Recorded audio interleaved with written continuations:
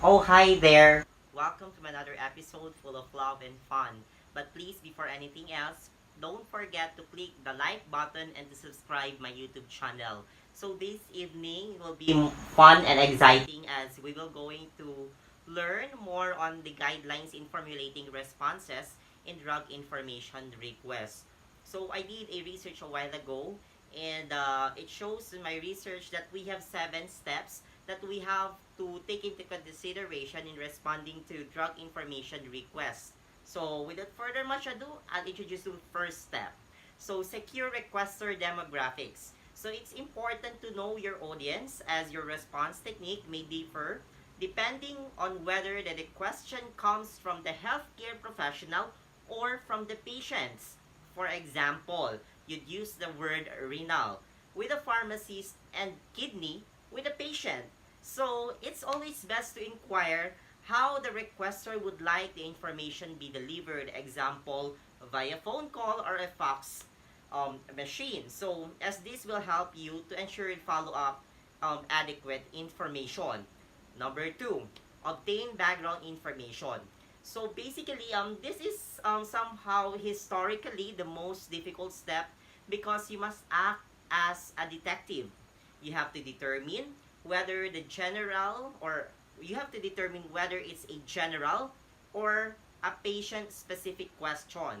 So, and then identify the resources the requester has already consulted to help facilitate the process. For patient specific questions, it's important to inquire about pregnancy, weight, and renal function. So maybe those are the ABCs in obtaining background information. Just don't forget about that. So number three, determine and categorize the question. So categorize, determine and categorize the question.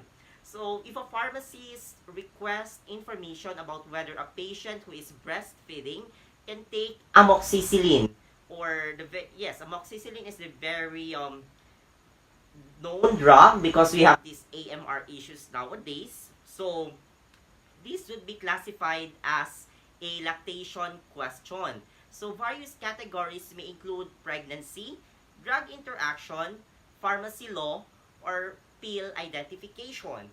So step number four. So we have also developed a strategy and conduct a search. First begin with tertiary literature, which is a somehow a compilation of primary literature. So these may include textbooks like Drugs in Pregnancy and Lactation or Drug Information Database like Clinical Pharmacology or Lexicon next. So next we have to consult your secondary literature sources as well, which is the path to primary literature. Secondary resources include PubMed, and Embase, which will enable you to locate primary literature original. So research, it's important to use reputable resources. Remember it's a reputable resources when researching. When using websites, be sure to consult ones ending in .gov or .org. So we have a lot of ending like .net. We also have .med. So there are lots of website that we have to take into consideration. But what is the most important thing is we have to find a reliable source. So objectively, critique all the information you retrieve from your comprehensive literature search. Also, consider the background information of your question. Consult with pharmacists and other healthcare professionals with the expertise in your specific drug information question. So don't forget about that, it will not lose anything about you as a pharmacist. Someday, if you will going to consult or ask for the help of another pharmacist. As a matter of fact, this is what we call camaraderie. So step number 6, formulate and provide a response. So inform the requester when one course of action is more desirable. So present competing viewpoints and considerations. Also, Describe your evaluation of the research. Written responses should always be concise and fully referenced. So, which means dapat may mga author ng books must be indicated to validate that your informations are reliable. And lastly, we have to conduct follow-up documentation. Following up is important for ensuring the information was received.